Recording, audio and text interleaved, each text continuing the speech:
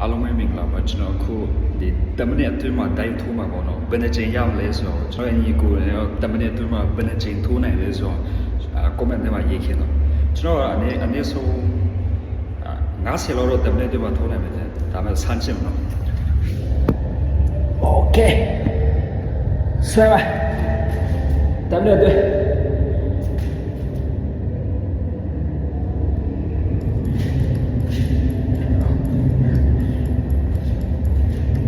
Hey!